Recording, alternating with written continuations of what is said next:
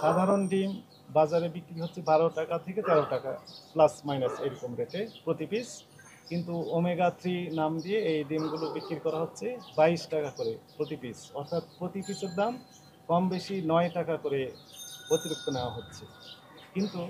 বাজারে যে ডিম ওমেগা 3 নাম দিয়ে বিক্রি করা হচ্ছে এবং আরও কিছু নাম যেমন ভিটামিন ই সমৃদ্ধ বা ফলিক অ্যাসিড সমৃদ্ধ এরকম নাম দিয়ে 8 টাকা 9 টাকা করে প্রতি পিসের দাম বেশি নেওয়া হচ্ছে।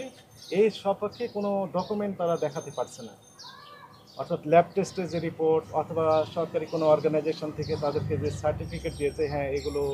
অর্গানিক বা ফলিক অ্যাসিড সমৃদ্ধ অথবা ভিটামিন ই যুক্ত অথবা ওমেগা 3 আছে এই ডিমগুলোতে, এইরকম কোনো তথ্য কোনো ডকুমেন্ট তারা দেখাতে পারে নাই। শুধু তারা বলেছে যে যারা এগুলো সাপ্লায়ার অর্থাৎ প্রডিউসার তাদের কাছে আছে এইরকম বিশ্বাস তাদের ছিল, কিন্তু কোনো ডকুমেন্ট তাদেরকে দেওয়া হতো না।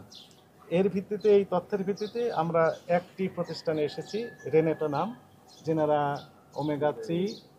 এবং ফলিক অ্যাসিড এবং ভিটামিন ই এই 3 প্রকারের ডিম মূলত এনারা বাজারজাত করে থাকেন। তো এখানে এসেও যেটি আমরা দেখলাম যে এখানেও কোনো ডকুমেন্ট আমরা পেলাম না, অর্থাৎ এই কর্তৃপক্ষ যিনারা এখানে আছেন আমার বামে ডানে 2জন রয়েছেন দায়িত্বশীল, এনারা কোনো রকম ডকুমেন্ট দেখাতে এখানেও পারে নাই। তবে তাদের দাবি তাদের ফ্যাক্টরি যেহেতু ভালুকা ময়মনসিংহ, সেখানে তাদের নিজস্ব ল্যাব রয়েছে এবং সেখানে টেস্ট করা হয় তাদের ভাষ্য অনুযায়ী। ওখানে সব ডকুমেন্ট আছে, আপনি বলবেন। তো এর ভিত্তিতে আমরা এই কর্তৃপক্ষকে এই মর্মে আমরা আদেশ প্রদান করলাম যে আগামী রবিবার সকাল 10 ঘটিকায় আমাদের অধিদপ্তরে উপস্থিত হয়ে এই সকল যাবতীয় ডকুমেন্ট এবং কি পরিমাণ তারা প্রোডাকশন করে, কোন ডিম কি পরিমাণ এবং কাদের কাছে তারা সাপ্লাই দেয়, কি রেটে সাপ্লাই দেয়, এই যাবতীয় তথ্য সরবরাহ করার জন্য। এখন এখানে দুইটা বিষয়, একটি হচ্ছে প্রথমত এই নিজস্ব ফ্যাক্টরিতে যেখানে তৈরি হয় ডিম সেখানে আমরা ফ্যাক্টরি আমরা বলবো না, এখানে ফার্ম বলবো, যে ফার্মে তৈরি হয় সেই ফার্মের পাশেই তাদের কোনো নিজস্ব ল্যাব আছে দাবি করছেন, সেই ল্যাবে আসলে আছে কিনা, তারা নিজেরাই এগুলো পরীক্ষা করেন কিনা, সরকারি কোনো কর্তৃপক্ষের কোনো সার্টিফিকেট তাদের আছে কিনা, এগুলো প্রথমত আমরা জাস্টিফাই করে দেখব। এরপরে আমরা আমাদের নিজস্ব উদ্যোগে